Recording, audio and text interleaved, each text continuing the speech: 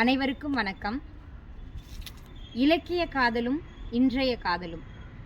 சங்க காலத்துல எல்லாம் ஒரு மன்னர் இன்னொரு நாட்டை போய் கைப்பற்றும் பொழுது அங்க உள்ள மக்கள் எல்லாம் இடம்பெயர்ந்து வேற ஒரு ஊர்ல போய் வாழ்வாங்க. அப்படி வாழக்கூடிய அவங்க சூழ்நிலையில ஒரு தலைவனும் தலைவியும் ஒருத்தர் இதற்கு முன்னாடி சந்திச்சிருக்கவே மாட்டாங்க.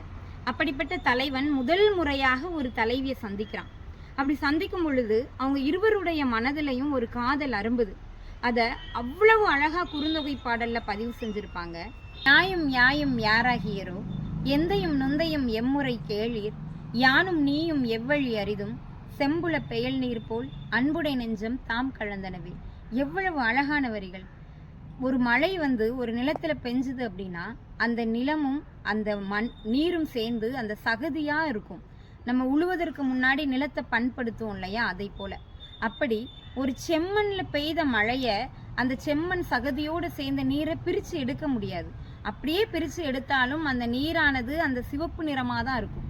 அதே போலதான் அந்த தலைவனுடைய உள்ளமும் தலைவியோட உள்ளமும் அந்த செம்புல பெயல் நீர் போல் அன்புடை நெஞ்சம் தாம் கலந்திருக்கிறதாம். இதற்கு முன்னாடி தலைவனுடைய தந்தையும் தாயும் யாரென்று தெரியாது. இருவரும் முன்பின் அறிமுகம் இல்லாதவர்கள். ஆனால் இப்பொழுது அவர்கள் காதல் வயப்பட்டதால் அவர்களுடைய உள்ளமானது அந்த செம்மண்ணும் நீரும் பிணைந்தது போல் இணைந்து விட்டது என்று எவ்வளவு அழகா பதிவு செஞ்சிருக்கிறாங்க. ஆனா அந்த இலக்கிய காதலும் இன்றைய காதலோடு நம்ம ஒப்பிட்டு பார்த்தோம் அப்படின்னா ரொம்பவும் மாறுபாடு.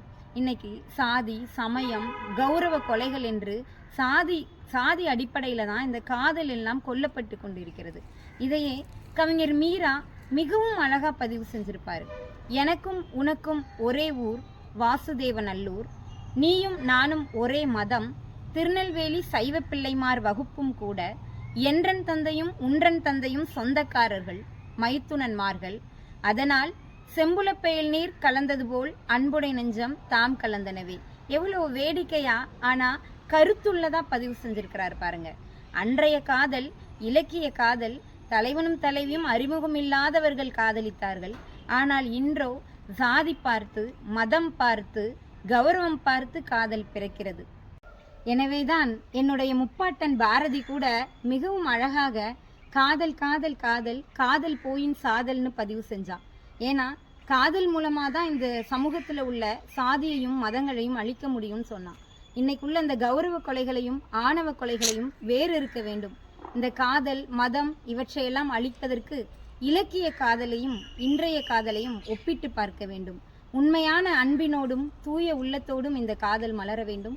இந்த சமூகத்தில் உள்ள சாதி மதங்களையும் வேறறுப்போம். நன்றி, வணக்கம்.